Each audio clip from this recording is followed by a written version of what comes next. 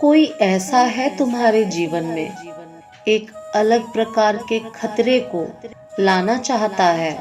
वह तुम्हारे जीवन में नकारात्मकता के स्तर को बढ़ाना चाहता है, किंतु तुम मेरे अनन्य भक्त हो, इसलिए मैं कभी भी ऐसा होने नहीं दूंगा। मैं उनकी किसी भी चाल को सिद्ध नहीं होने दूंगा। तुम्हारा मुझ पर जो विश्वास है वह अटूट है। मैं उस अटूट विश्वास का खंड नहीं होने दूंगा। वह तुम्हें प्रगति करते हुए देख नहीं सकते। अपनों के रूप में वह तुम्हारे दुश्मन बने बैठे हैं। तुम भीतरी मन से कभी उनके लिए कुछ भी गलत विचार नहीं लाते, किंतु वह तुम्हारे जितने अच्छे नहीं हैं, वह तुम्हारा भला नहीं होने देना चाहते। किंतु मेरे बच्चे, तुम सदैव निडर बने रहो।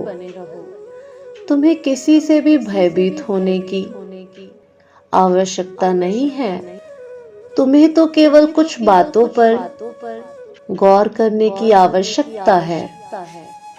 तुम्हें ध्यान से देखना है कि कौन वास्तव में तुम्हारा अपना है और कौन वास्तव में पराया है। मेरे बच्चे, परायों के लिए कभी भी अपनों को दुख देना सही नहीं होता। तुम अपने हृदय से पूछो कि क्या जो वास्तव में तुमसे प्रेम करते हैं, तुम्हारी परवाह करते हैं, क्या तुम भी दिल से उन्हें उतना प्रेम कर भी रहे हो?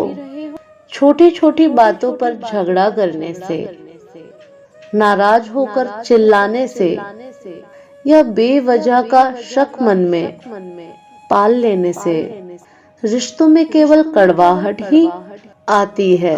क्या तुम याद करते हो उस दिन को जब तुम्हें प्रेम के लिए तड़पते रहते थे? उन दिनों में तुम खुद को कितना अकेला और हारा हुआ महसूस करते थे, लेकिन जब वास्तव में तुम्हें यह नसीब हुआ तो क्या तुमने उसकी इतनी कदर की जितना कि तुम इसे ना मिलने से पहले सोचा करते थे? मेरे बच्चे, मनुष्य की यह फितरत होती है कि जब तक उसे कोई चीज नहीं मिलती तब तक वह उसके लिए छटपटाता रहता है, लेकिन जैसे ही वह उसे मिल जाता है, धीरे धीरे उसकी कद्र भूल जाता है।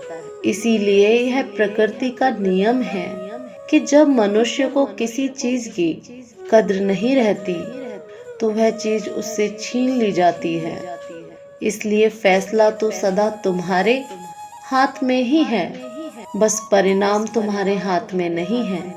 तुम मेरे प्रिय भक्त हो। मैं नहीं चाहता कि तुम्हें किसी भी प्रकार का कष्ट उठाना पड़े। तुम्हारे जीवन में सच्चे प्रेम को भेजना मेरा दायित्व है और मैं यह करूँगा भी, लेकिन तुम उसे पाने के बाद उसकी कद्र करना मत भूलना। प्रेम और मिलन मैं दोनों तय करूँगा। तुम केवल नकारात्मकता को स्वयं पर हावी मत होने दो। लोगों की अनावश्यक बातों को दिल से मत लगाओ। तुम्हारी क्षमता असीमित है। तुम मेरी वो रचना हो जिसे मैंने बड़े ही प्रेम पूर्वक बनाया था। दुख मिलने का अर्थ यह नहीं कि मैं तुमसे प्रेम नहीं करता, बल्कि यह तो केवल परिस्थितियों के संभावना मात्र का परिणाम है। मेरी शक्तियों का तुम्हारे जीवन में प्रवेश होने वाला है। इसे स्वीकार करने की तैयारी करो। मेरा आशीर्वाद हमेशा तुम्हारे साथ है। मैं आता रहूंगा तुम्हारा मार्गदर्शन करने। सदा सुखी रहो। तुम्हारा कल्याण हो। ओम नमः शिवाय।